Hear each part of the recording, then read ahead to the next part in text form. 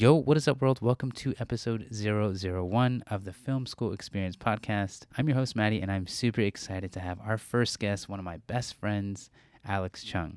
Now, I met him in undergrad at Cal State Northridge, or CSUN, or CSU Northridge, however you want to say it. And the conversation that Alex and I had was really awesome because I got a chance to reflect on my experience at CSUN, as well as Alex's from his perspective, and it's really all about double dipping and how Alex was a master at double dipping in the film school experience, as well as the film experience outside of school. So if you think that film school is the one place where you're going to learn everything you absolutely need to be a filmmaker, it's not.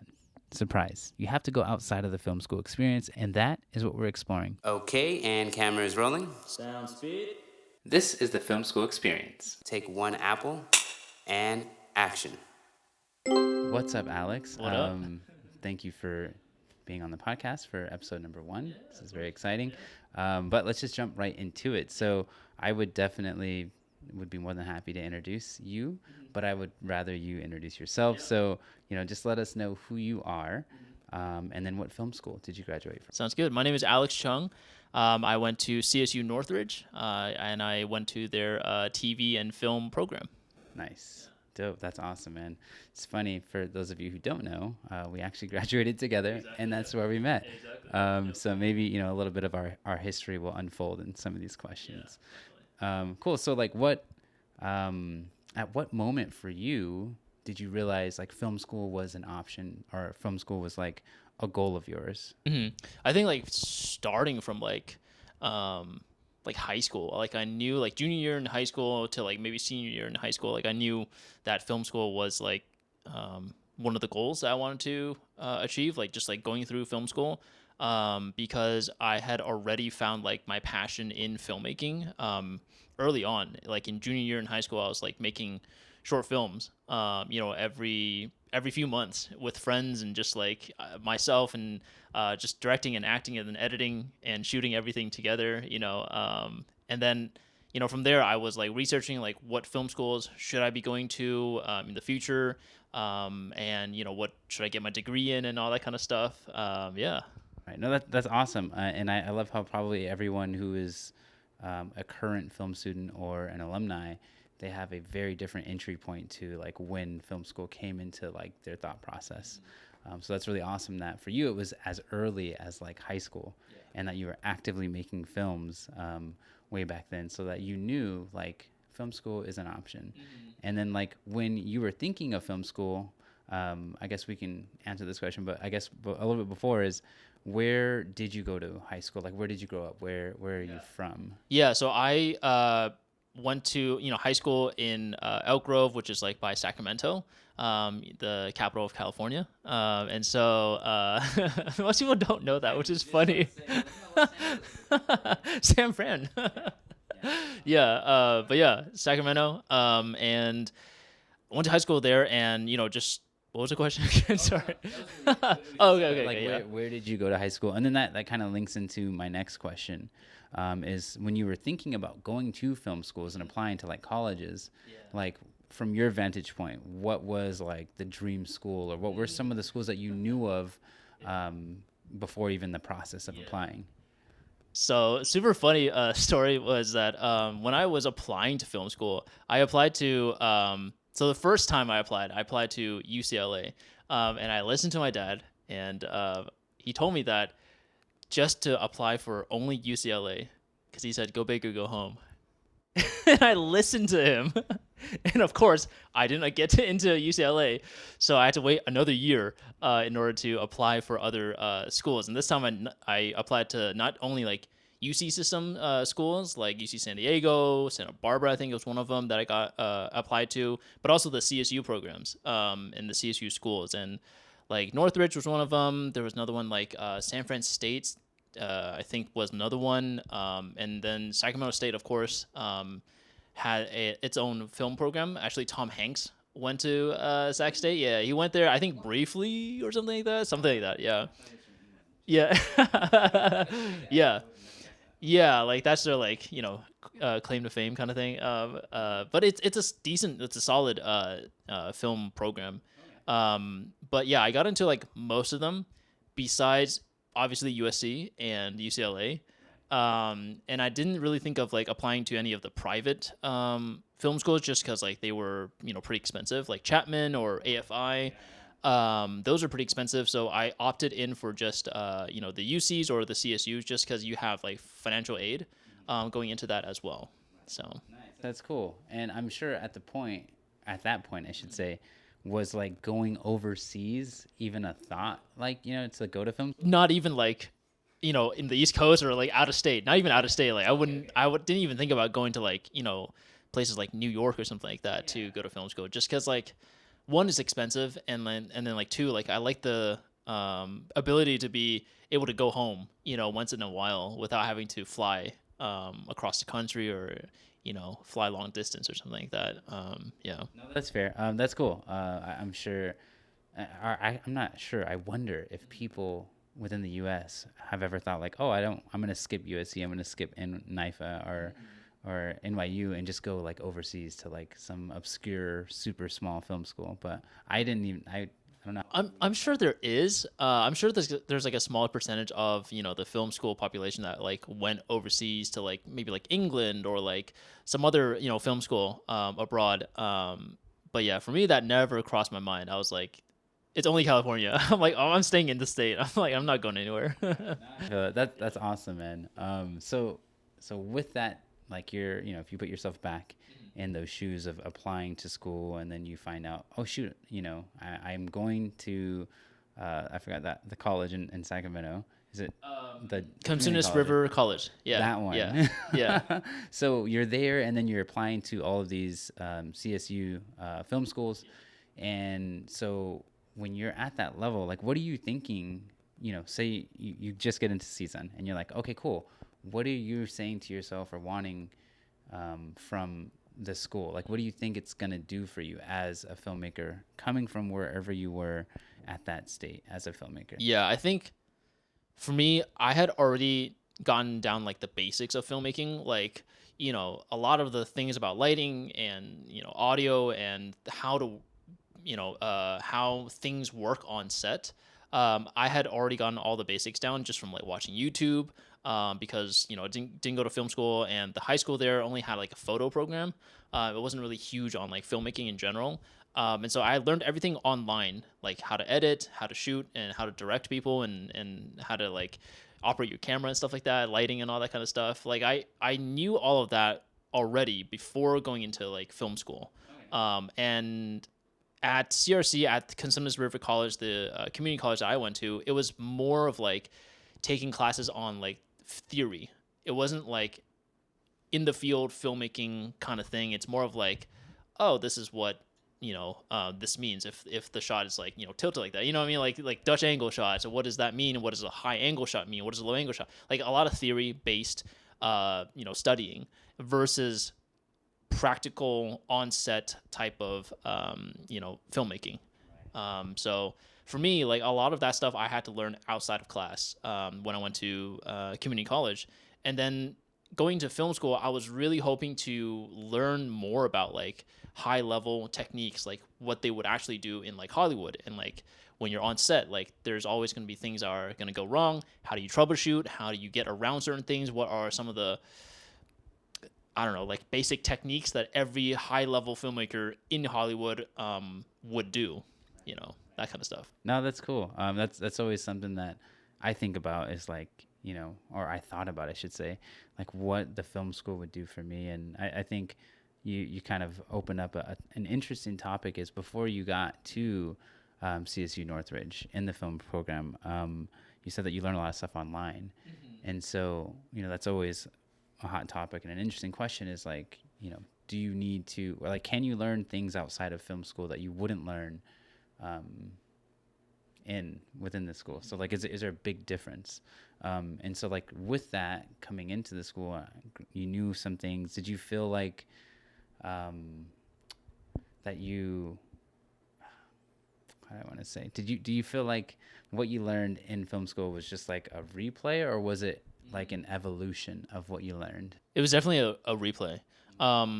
Like there were a handful of things maybe that I learned that was new to me in film school, but a lot of it was just like kind of like rehashing what I learned online. Like especially the basic stuff, which yeah, like like rule of thirds, right? Like high key lighting versus low key lighting, key light, backlight fill, that kind of stuff.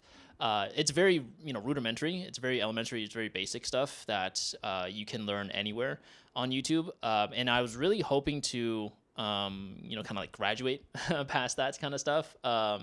Like I learned how to shine lights into like a pool of water and then make those reflections and stuff like that. But like, and that was cool. That was cool.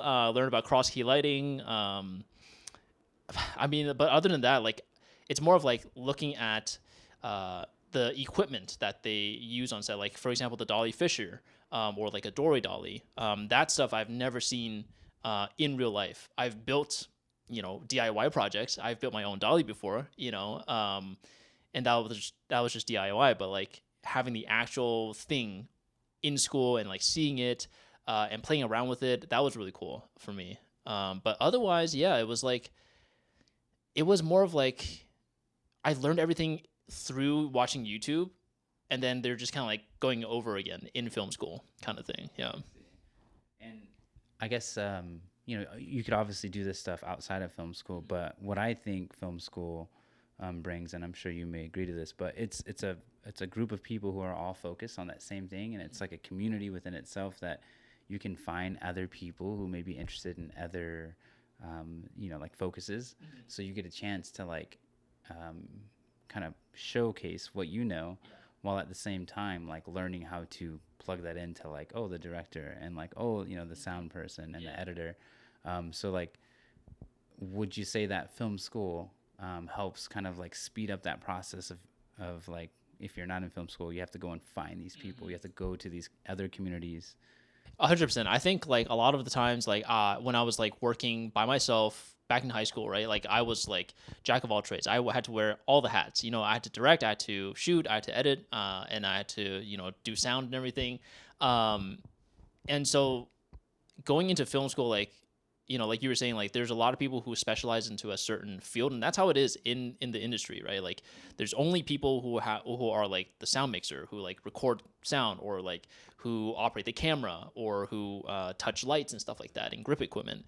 And so like there's very specific departments and people that do certain jobs, and like being able to work with them and seeing how other people work together was really eye-opening for me.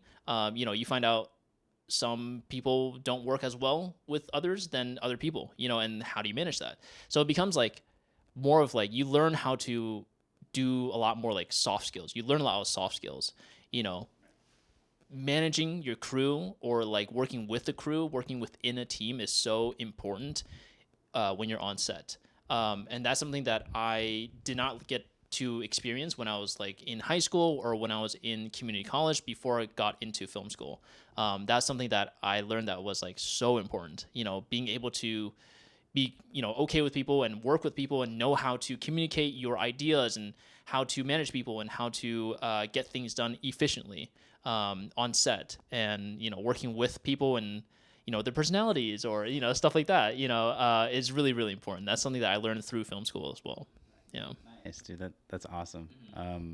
So for you, when you're at CSU Northridge, you're studying film, what was like your living situation? And then also, what was like your balance with work and then doing homework, doing assignments, and also like film projects? How did you like manage that? Yeah. So during college, I was lucky enough where like my family was able to like support me throughout it. And I was renting out a like 1-bedroom situation inside of within like a house, and like everyone is like renting out other rooms in the house. And so yeah, that was my living situation. It was like a really tiny like room, kind of like this one right now, with a closet and basic amenities and stuff like that. And I don't remember how much rent was, but I think it was like 800 a month or something like that. So it's not too bad, but yeah, for work, I really only had like a brief like internship at a like a media company or something like that, and I tried applying to other internships throughout my film school career, but like most of the time I ended up working on set. on the weekends as like a PA or as a grip, and we were grips and PAs on set and stuff like that. And sometimes we would get paid, sometimes we didn't. But yeah, those are fun times. But that's how I kind of like navigated through film school. I was really lucky. Like I cannot stress this like enough. Like I was really, really lucky to have like a family and parents who supported me, was able to support me financially throughout film school. And that should not ever be like taken lightly. And I never like take that for granted. So very lucky in my situation. And also like financial aid really helped as well. Yeah. Oh, that's awesome, man. And it's cool that you mentioned some of the projects that you and I worked on together. And I kind of want to explore that a little bit. And so, for people who are in film school and, you're in a situation where you're able to have family support, and I was in that same situation as well. So that gave us, a good leverage on doing what we like to do at school, learning, growing, networking, all that stuff. But also, you and I made it like a mission to find work outside of school, like not to just lean on what the school is teaching us, but also going out and just finding opportunities to be on set. So like, how did you find those opportunities? And also like, I do remember as well, like you were the king at running through, was it Craigslist to find work? Yeah, Craigslist, yeah. Like you had it down, and it was something that I just didn't know, and I didn't do because I just didn't know how to do it. Right. Yeah. I was like in film school, and like I was learning all these things in class that were like kind of like a repeat of like what I learned already. And I was like, there's no way that like it's just only this stuff that I'm learning. Like there has to be more things that I could be learning. And so like I tried interning, but a lot of the times, like you're just doing like office work, like admin work, right? In internships, and like the first media company that I interned for, like I was just doing Word docs and like making up brochures and drafting up letters and stuff like that. It's nothing related to the onset, filmmaking. And like if you want to go down that route, the admin route, because I know a couple of friends who are going down that route right now. And so like if that's something that you like to do, then you should probably intern at those media companies or something like that. At one point, I applied for an internship and got an interview at BuzzFeed to be a video editor for their programs and their videos and stuff like that, which was really cool. I interviewed, but obviously I didn't get the job. But yeah, it's still like office work, but I want to like on-set like practical experience. I want to touch equipment. I want to work with it.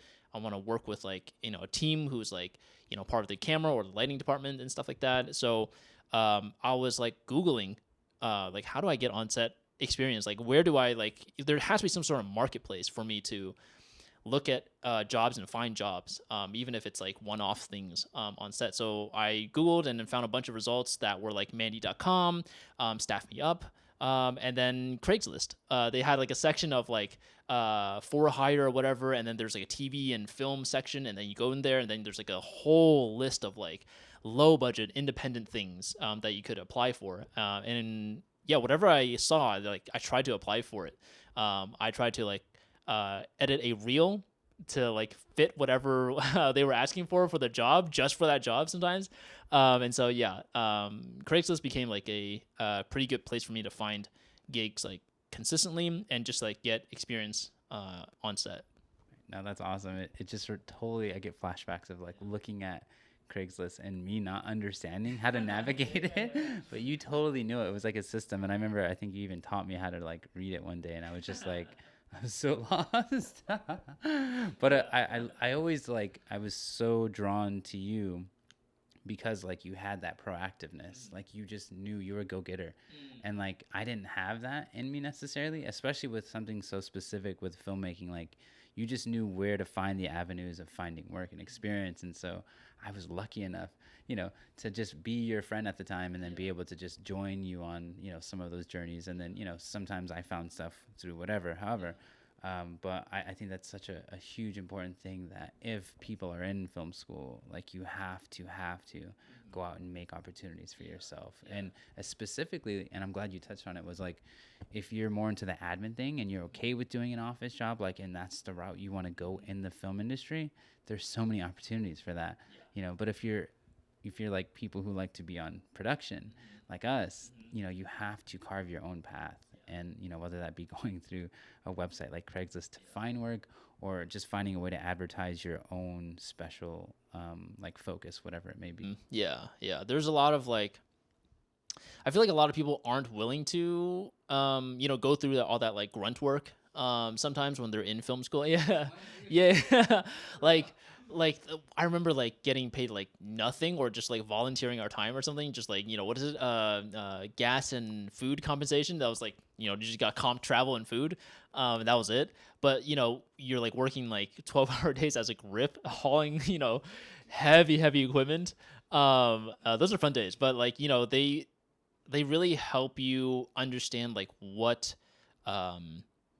happens on set, because like there's only so much you can do like in school. Like you're going to class, and the teacher can have like a workshop type of day where he shows you the ropes kind of thing, where like you're playing around with equipment, but like you're working with like other students, and they're not like professionals, in the industry and stuff like that. And they don't have as much knowledge as if you were to go out onto a real set and actually get some sort of like experience working with different equipment, because there's so many like little nuances on set that you never ever learn about when you're like on set.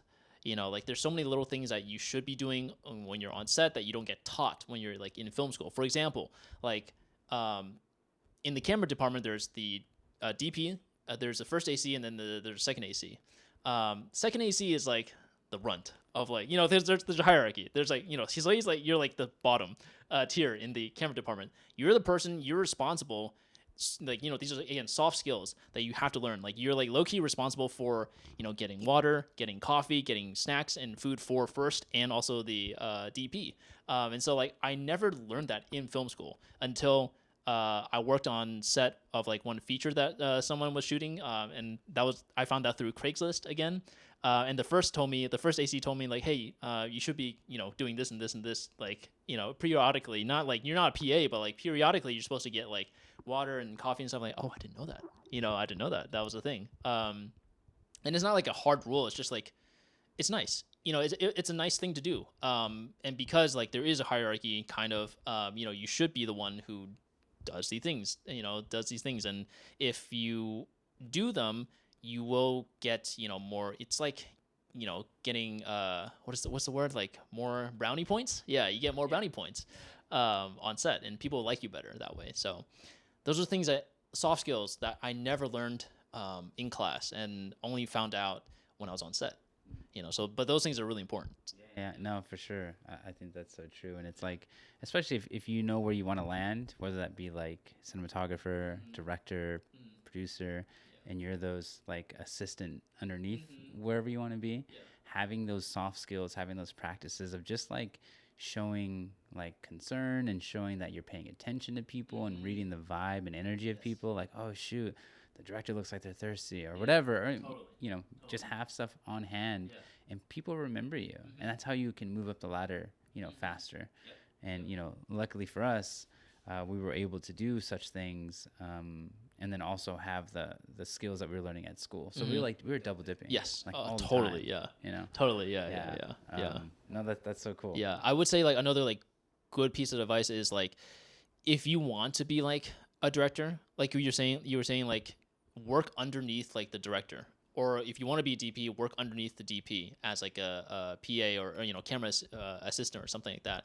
If you want to be in the sound department, you should be volunteering your time as like a PA for sound or something like that. Or if you are just a general PA, production assistant, like work with the department, get to know the people who are part of the department that you want to eventually work for, and that will go a long way, because like from them you get referrals to other gigs that they might, if they ever need like a sound mixer or like a boom op or something like that, people will, contact you and let you know, about gigs and stuff like that they might potentially have for you.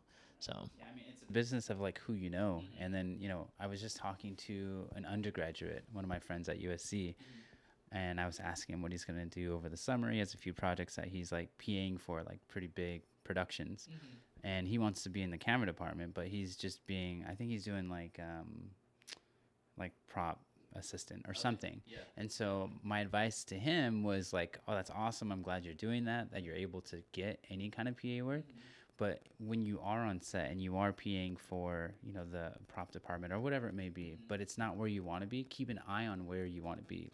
Try to watch the camera department, like see how they communicate, see how they move, and just see the rhythm of what it's like. Like you may not be in the camera department where you want to be, but you're so close in proximity. Like, you wouldn't even be on set if you hadn't gotten or taken that opportunity that may not have been the first choice, could have been your last choice.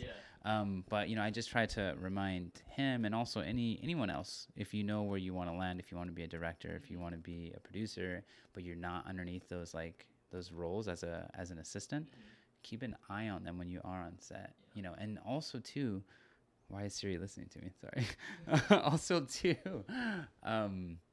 like don't be afraid to tell people on set where you want to be. Like have pride and be like, yeah, I'm peeing in this department, but I really want to be a director. Because if people know you want to do that, they'll remember it. And they may have a smaller project where they're like, oh shoot, Maddie wants to be a director. That's right.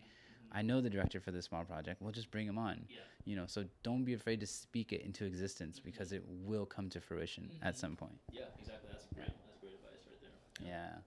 All right. So jumping back into classes, and I know that I kind of got like an appreciation for theory classes from you.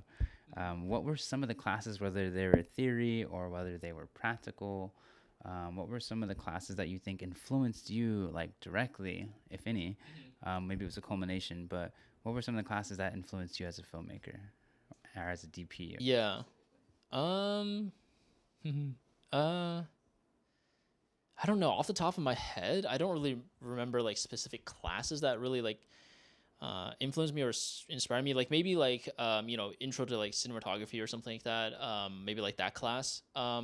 Because like we were watching a lot of like old films and stuff like that. I know a lot of like theory stuff. Like I took a class solely about Alfred Hitchcock films, and just seeing the psychology behind like every Hitchcock film was super eye-opening for me, because I never knew like you could like fit psychology into like a movie and stuff like that. But obviously that plays a huge role. And this was just like when I was first starting out and learning about filmmaking and stuff.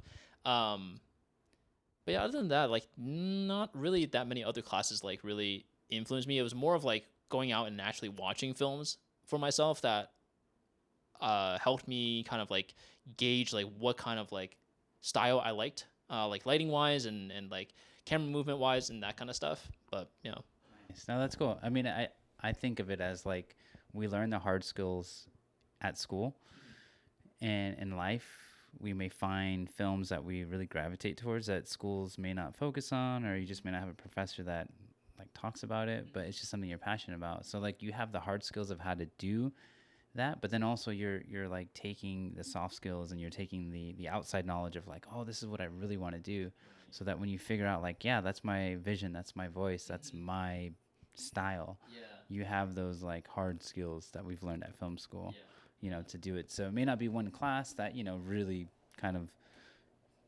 is an eye-opener where it's like, oh shoot, like I am this filmmaker because of this class. Maybe it's not. Maybe that was just the groundwork, the foundations, to build off of. Definitely, yeah. I think a lot of it, like, just like film school, really, the theory part of film school, like, really helped me open up to more films. Because, like, back then I was, like, super closed off in my, like, film knowledge in terms of, like, movies in general, right? Like, I would never watch any Alfred Hitchcock movies if not for that class. I would never watch any, especially horror films, because I'm like deathly afraid of like horror films. But I unknowingly took a horror class, which was like a huge mistake, and it was too late to drop it and didn't want my GPA to tank. So I took a horror class, and like I would hate to watch horror classes in class, but it helped me understand like how to make a movie scary, like what makes a scary movie scary, and like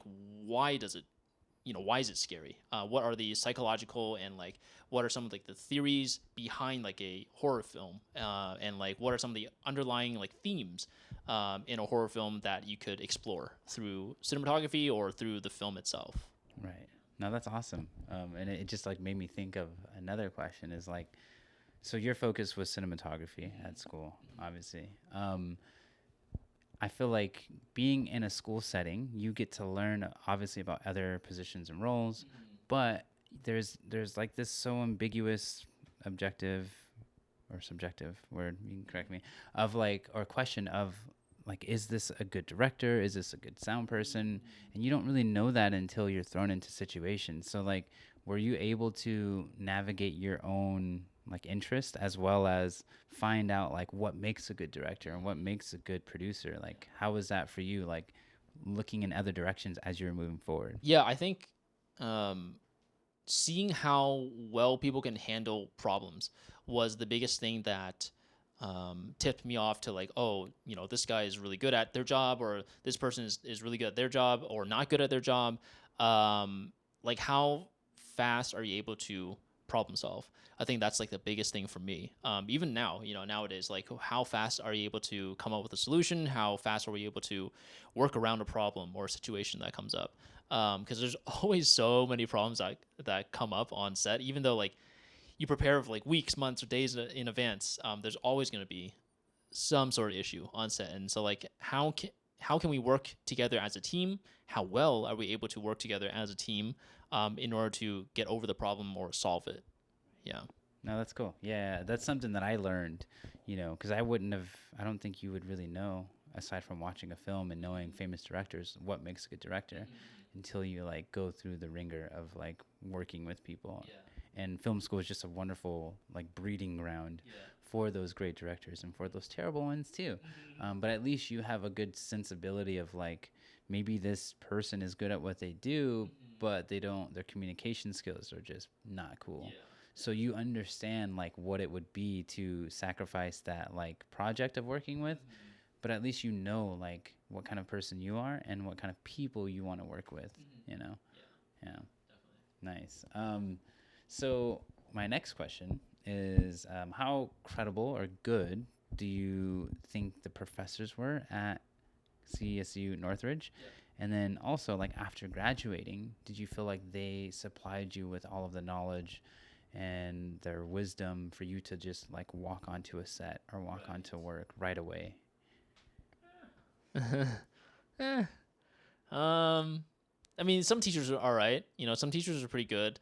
Others were like they were all right. I mean, a lot of like that's how I feel like about like a lot of the theory classes. Obviously, like theory classes, they don't really like you're not gonna like learn or apply the theory stuff on set. It's more of like if you're like at the DP or like the director level or like the production design level, that's where you'll apply a lot of the theories and stuff like that, or like the writer is where you apply a lot of the theory stuff.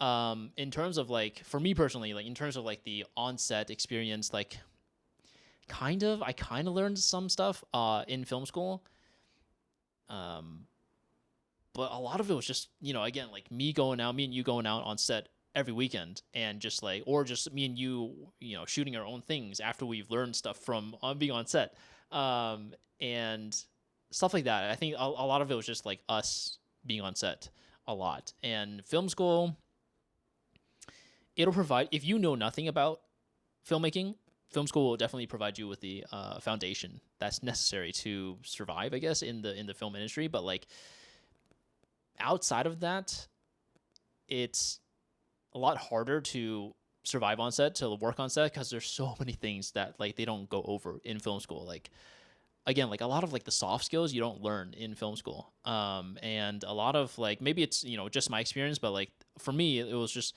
a lot of the things that I learned did not come from film school. It came from being on set. Right. No, that's awesome. That's good. Because I think that's something that people always think like, what is the ratio? Is it a 1-to-1 thing? Like, oh, now that you've graduated, and I'm running into this right now. Yeah. Now that you've graduated, since I just recently graduated, like, oh, that's so like you can now work. Like you're able to do what you want to do, and like, granted, you may have the skills or whatever, but particularly, I guess I'm speaking of my situation, but particularly with just having graduated, a lot of people who aren't film majors or who aren't film people at all, they just think right away you can step on to anywhere and work at ABC and work on the next Marvel film, but it's not a one-to-one thing. And whether that be through the process of just getting to those positions, because it's a grind and it takes years to get to those positions that you want to be, or whether it's just like, oh, I have this degree, but I don't know how important or how to apply it. Yeah, and how like heavy is that? Like, if you're just, it doesn't exist on set or at a production company where that I know of, at least, where you just walk on and you're like, hey, I just graduated from, such and such school. Here's my resume. I'll take $100,000 a year, please. Yeah. Yeah. And it's just the world that we live in as filmmakers. It's like you have a degree that says you can do these things. Yes, that's great. That's amazing. You have a network.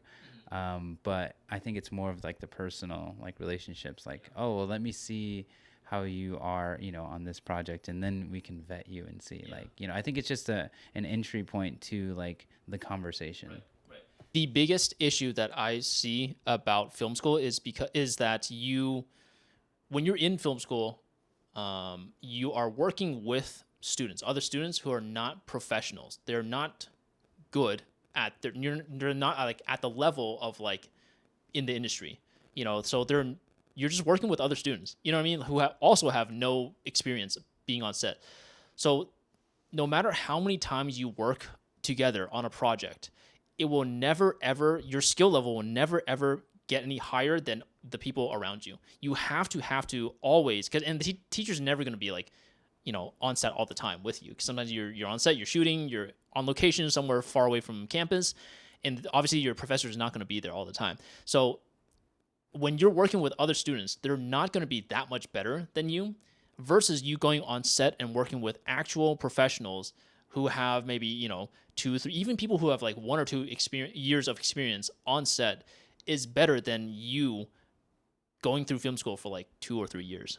Like, and that's just like this kind of like sad truth about film school, is that you will probably, if you pay attention on set, if you're, proactively learning and asking the right questions to the right people, you will learn more on set in a year than going through film school for 2 or 3 years.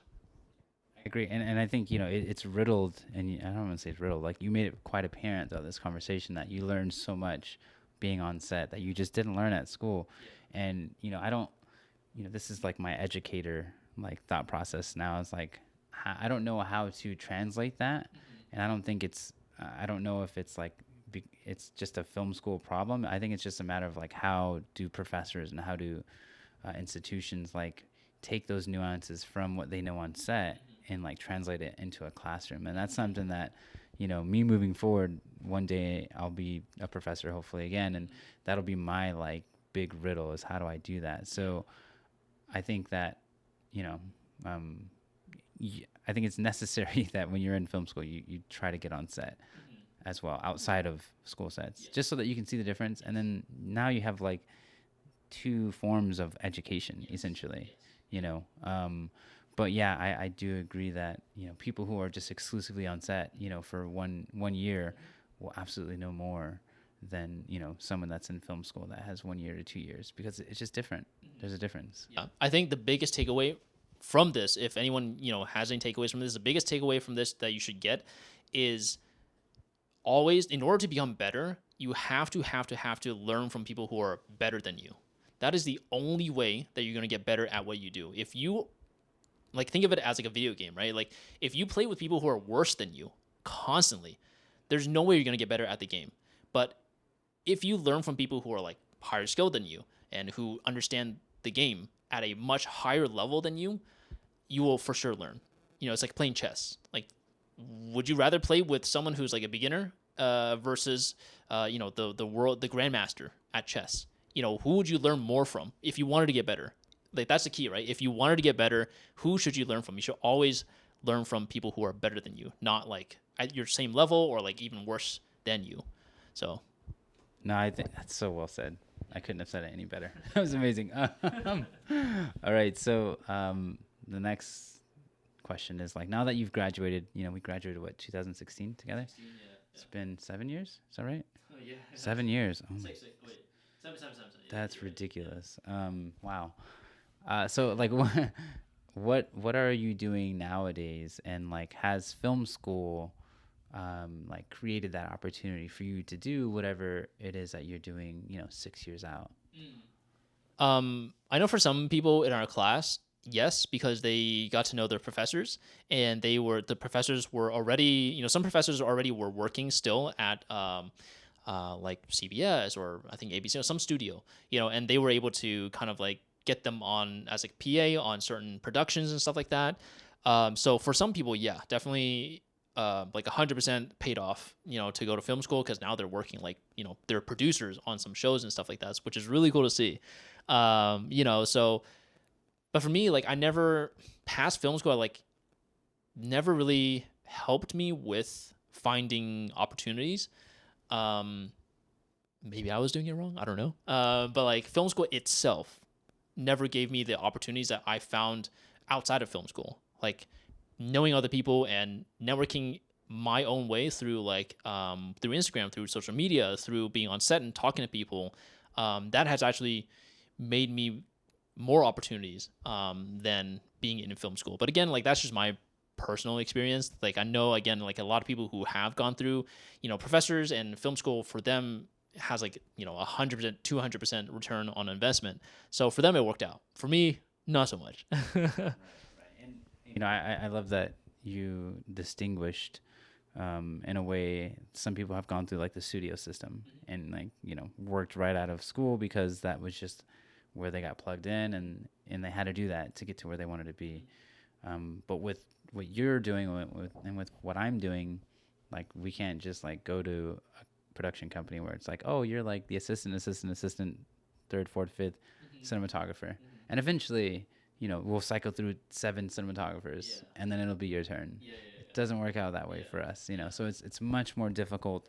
And again, you said it as well. It's like the experiences and the people and the network that you've created outside of film school on other projects that you've worked on have been your, like, I don't want to say saving grace, but that's been like where all of the squeeze from film school kind of has brought you to. Like it didn't get you those opportunities. You created them yourself. Right. A lot of times too, I felt like, at least from my specific film school, like they were just pushing students to work on set a lot, just like indie production projects and stuff like that. When in fact, there's like so many other avenues to make money and make a living as a filmmaker. And that's not so much talked about in film school. For example, like wedding filmmaking.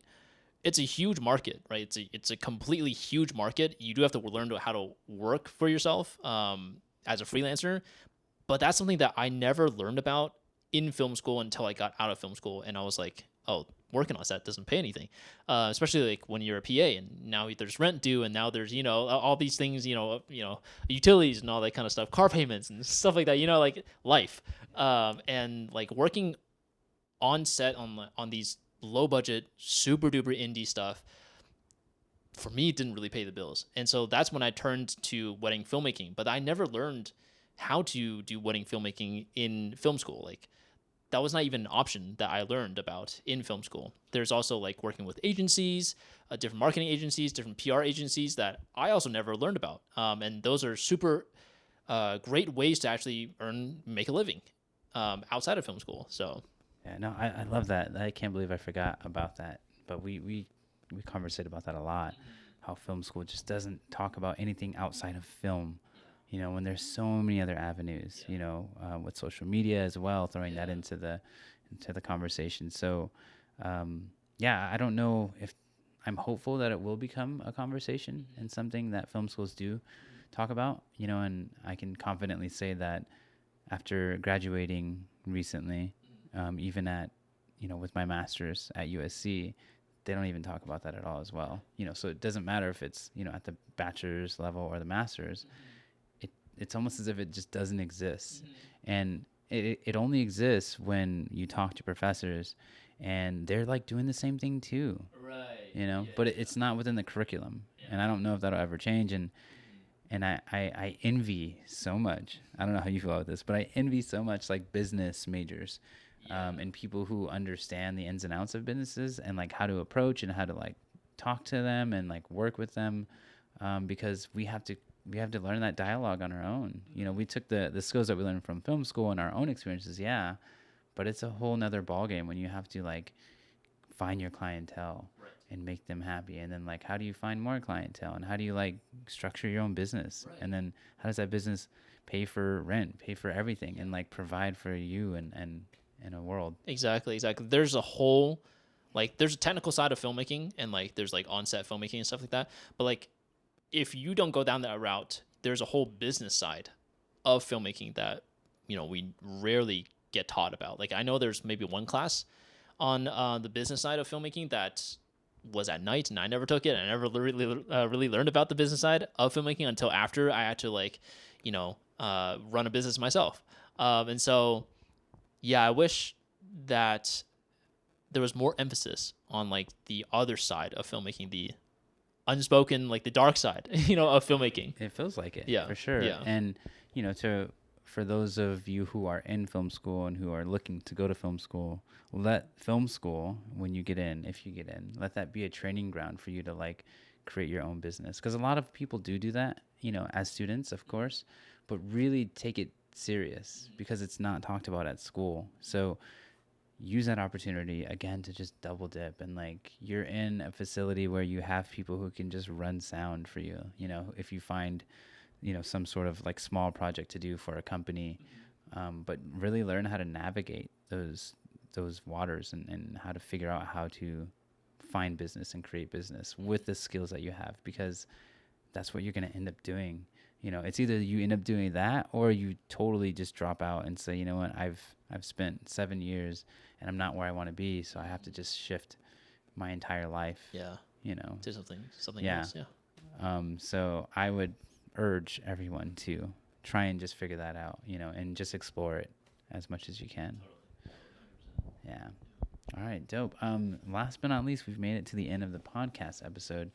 I know a lot of people are not planning to go to film school, and hopefully through the conversations you will hear the benefits, the pros and the cons of it. But I just wanted to ask a question that would leave some filmmakers who know they're not going to go to film school, or maybe you are going to go to film school. It's a question that will hopefully leave them with some sort of information or some sort of groundwork and practices to do before you get into film school, or as you're not going to film school and you're just taking that other route. So what are some like practices that you would advise, whether it be specific for cinematography or just filmmaking in general? You are not going to go to film school. You plan to skip school in altogether. Especially if you come from like a smaller town where filmmaking, the film industry is not there at all, you would have to go through the business route of filmmaking. You know, YouTube University, and again, like YouTube is filled with like a lot of like videos and education that's like not particularly the best.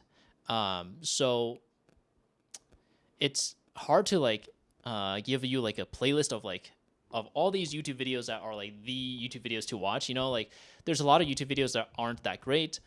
Their information in general, it's good, but like there's specific things, certain nuances that are like not industry practices. Like for example, like shooting 30 frames instead of 24 frames. Like 24 is like the industry standard. Are there situations where you would shoot 30? Yes, but that's not the standard.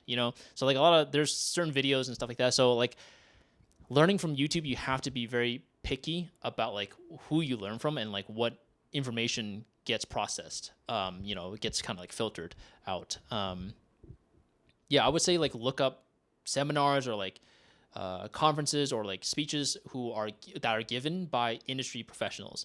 For example, like if you want to be like a cinematographer, watch interviews that are given by like the top cinematographers from like the Hollywood movies and stuff like that in the industry. Whatever industry that or whatever field and niche that you want to get into in the future, I would recommend like learning from the top people from that industry. For example, colorists. Like, who are the top colorists in the industry? You should probably know, the top three or like a handful of names, and go and listen to their interviews and look through and listen to what their thought process is, what techniques they use, and who they learn from, and then go back to YouTube and filter out people who will only apply like, that are adjacent to those top industry people in the industry. That's how I nowadays, like, that's how I kind of like filter out information through YouTube.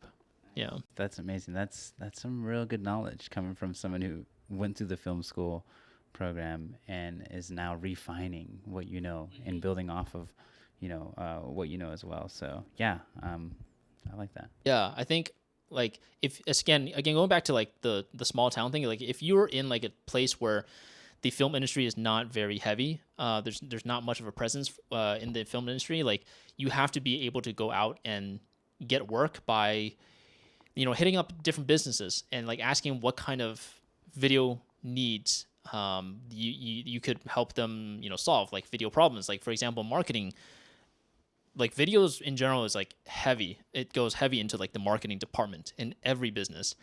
Every business needs video, whether they know it or not. They need video. So, as a filmmaker, that's where you step in and try to help and solve those type of problems for businesses. And yeah, I mean, that's how I kind of like started out after film school. It's like, even though I did go to film school, like I had to learn by myself, like what are some of the issues that are, in the marketing department, in the world of marketing for businesses, and how can I use my skills to make a living by solving their problems. And that's like the biggest takeaway for me after film school. Nice. No, that's cool. I really appreciate you sharing all the knowledge, and hopefully the listeners learn something and maybe, help push their thought process about film school, and hopefully define what film school is. And, as we continue down this journey of just learning more about the film experience. Yeah. I think like the biggest thing for me is like, you don't have to listen to me. Like I would probably recommend you not to listen to me, honestly. Yeah. Yeah. Like, I'm not like the most knowledgeable person in the world. I would highly recommend you look at people who are better. Learn from people who are better. Especially if you don't think I'm better, which I'm not. I'm not that good. Like, I'm not good at all. I just like understood like where I needed to learn from. And like, that's the biggest thing is like, learn how to learn from people who are better than you. And that's how you get better 100% of the time. Yeah. I will definitely do that because I still have so much to learn. And I think we all do, so yeah, always look up and in terms of just like where you're getting your information from. Hopefully it's from someone who is better, or at least someone who is a few steps ahead of you. As long as there's somewhere to improve and to grow in a positive, upwardly, betterly way, still that knowledge and just move on to the next person or the next thing. Exactly. Yep. Cool. Well, thanks so much, man. I appreciate you. Of course. And just like that, we have made it to the other side. What an incredible first episode of the podcast this was. Again, thank you, Alex, so much for being a guest. I'm so excited that we got to share experiences about film school together, and especially yours in particular, because yes, we talk about this all the time. And it's been long overdue. So thanks for sharing everything. And hopefully you guys who are listening, who made it this far in the podcast, learned something about film school and how film school isn't really just the one and only catalyst to like learning everything you need to know on set. Yes, you will learn the specific things that you are interested in as you move along in film school, but just know that outside of film school, there are actual professional sets and professionals that you may be able to get a hold of and work with and learn from the main source itself. But this entire podcast is based on people's experience in film school. And that's really fun because a lot of people think that you have to go to film school. But through this podcast, again, you are going to be learning the pros and the cons of film school, why you should or should not go. And if you do happen to go, what is that experience like? Again, I am Maddie. Thank you for tuning into the Film School Experience podcast. I'll see you on the next episode.